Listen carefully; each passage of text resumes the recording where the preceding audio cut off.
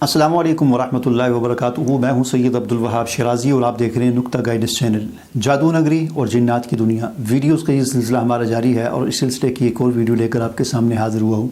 आज की जो मेरी वीडियो है वो जिन्नात और शायरी का आपस में क्या ताल्लुक़ है, ख़ास तौर पर फुहश शायरी, इश्क़ व मोहब्बत पर मबनी जो अशार होते हैं और इसी के नतीजे में फिर वजूद में आने वाली मौसीक़ी और फिर इस किस्म की जो महफ़िलें होती हैं और फिर उसी से आगे उसको थोड़ा सा एक इस्लामी रंग देने की कोशिश करने के लिए कव्वाली और ये सारी चीज़ें जो है इस पर मुख्तसरन मैं आपके सामने कोशिश करूँगा बात करूँ और इसकी हकीकत आपको समझा सकूँ। तो चलें बिस्मिल्लाह करते हैं।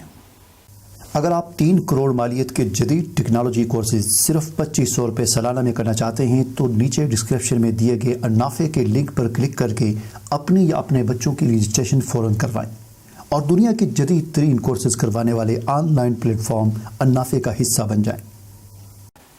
नाज़रीन, यहाँ पर मैं आपको सबसे पहली बात तो ये बता दूँ और इसको अच्छी तरह समझ लें कि आलात लहव लाभ यानी आलात मौसीकी जो हैं, बांसुरी, बाजा और इस किस्म की जो आलात मौसीकी हैं, इनका मूजद जो है वो शैतान है।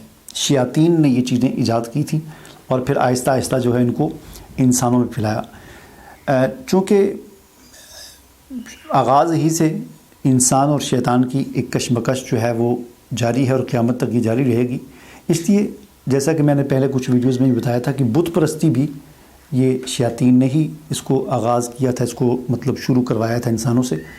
और इसी तरह ये मौसीकी के आलात जो हैं वो ये भी शैतानों की ईजाद करदा हैं। बाद में हाँ इसमें तरक्की होती रही, वक्त के साथ साथ चीज़ें जिस तरह बदलती रहती हैं उनमें जिद्दत आती रहती है, तो जिद्दत होती रही, वो इंसान करते रहे और मुमकिन है कि उसमें भी शयातीन ने काफ़ी मुआवनत की होगी।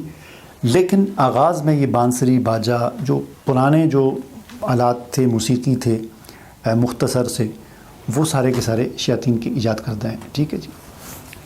फिर सिर्फ़ शयातीन ने आलाती मौसीकी को नहीं ईजाद किया बल्कि शयातीन ने शायरी के अंदर जो इश्क़िया और मोहब्बत की जो शायरी है और उसमें फ़हाशी और ज़नाकारी की जो इस किस्म की जो मतलब कलिमात होते हैं जो बरंगेख्ता करते हैं किसी इंसान को, ये जो आमेज़श है, ये जो रंग है, ये भी शयातीन ने शुरू में दिया। उन्होंने शयातीन ने कुछ इस किस्म की शायरी जो इंसान को बरंगेख्ता करे, ज़ना पर, औरतों की तारीफ़ और औरतों के मुख्तलिफ़ अज़ा के हुस्न बयान करना और इश्क़ मोहब्बत की शायरी वग़ैरह, ये भी शुरू में शयातीन ने ही की और इंसानों में इसको फैलाया।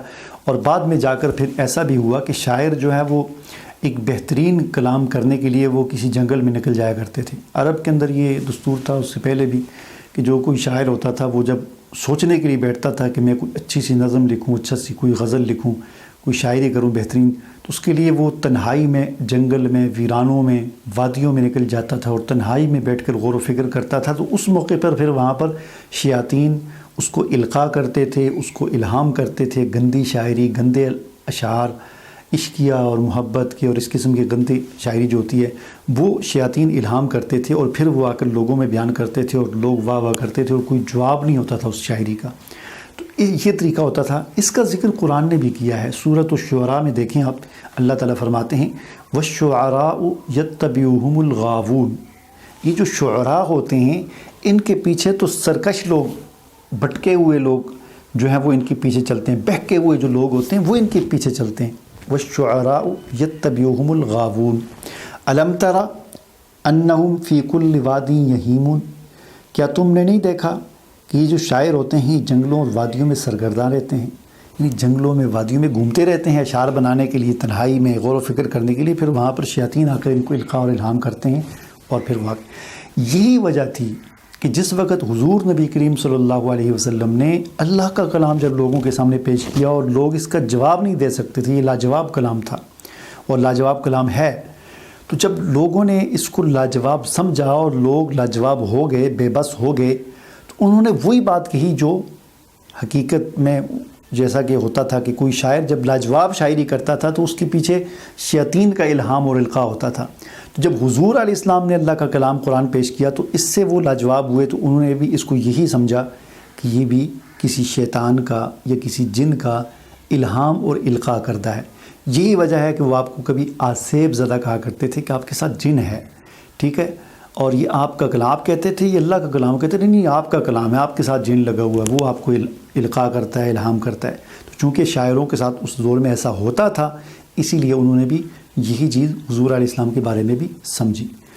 یہاں پر ایک اور بات یہ بھی سمجھ لیں کہ حضور نبی کریم صلی اللہ علیہ وسلم نے جو ہے موسیقی اور بانسری اور ان چیزوں کو جو ہے یہ شیاطین کے آلات اور ان کو حرام قرار دیا ہے۔ اسلام میں اس کی کوئی گنجائش نہیں ہے، اور یہ موسیقی جو ہے یہ بد روح کی غذا ہے۔ جو فطرت سلیمہ پر جو روح قائم ہوتی ہے، جو انسان قائم ہوتا ہے، اس کی غذا یہ نہیں ہو سکتی، کیونکہ انسان فطرت اسلام پر پیدا ہوتا ہے۔ کوئی بھی جو ہے وہ گندی فطرت پر جو ہے نہیں ہوتا۔ یہ گندی جو فطرت ہے، یہ بد روح جو ہوتی ہے یا جس کی فطرت مسخ ہو جاتی ہے، اس کی غذا پھر یہ ہوتی ہے۔ میں یہ عرض کر رہا تھا کہ جو موسیقی کی جو محفلیں ہوتی ہیں، چونکہ اسلام میں موسیقی حرام ہے، حضور علیہ السلام نے اس کو شیاطین کے آلات قرار دیا، مزامیر، بانسری، پھر اس کے اندر جدت آ گئی، آج طرح طرح کے وہ آلات ایجاد ہو گئے کمپیوٹرائز قسم کے۔ تو یہ جو محفل موسیقی ہوتی ہے، چاہے وہ گانے کی ہو، چاہے وہ قوالی کی ہو، اس میں بھی ظاہر ہے وہی آلات ہوتے ہیں موسیقی کے سارے۔ اصل چیز تو اہم جو چیز ہے وہ تو آلات موسیقی کی بات ہو رہی ہے، ٹھیک ہے نا، وہ زیادہ اہم ہے۔ شاعری کی بھی بات ہے لیکن وہ دوسرے درجے میں آتی ہے، پہلے درجے میں آلات موسیقی جو ہیں ان کی بات ہے۔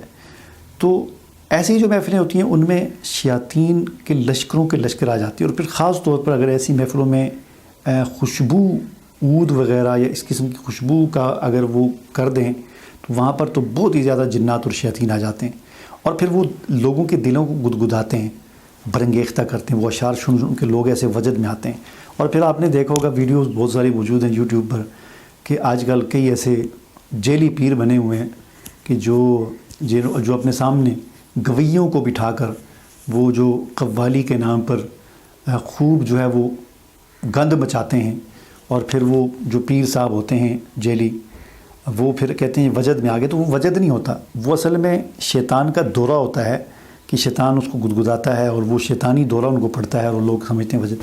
یہ کیسے ہو سکتا ہے کہ حضور نبی کریم صلی اللہ علیہ وسلم نے جس چیز کو حرام قرار دیا اور جس پر اللہ کی لعنت اور اللہ کے رسول کی لعنت ہے، اس کو سن کر اور ایسی محفل میں جہاں پر شیاطین کا غلبہ ہو وہاں پر وجد آ جائے اور اس کو لوگ وہی سمجھتے ہیں؟ وجد نہیں ہوتا، یہ شیطانی دورہ ہوتا ہے جو اس کو پڑتا ہوتا ہے، شیطانوں کی وہاں پر جو ہے بہت زیادہ غلبہ ہوتا ہے۔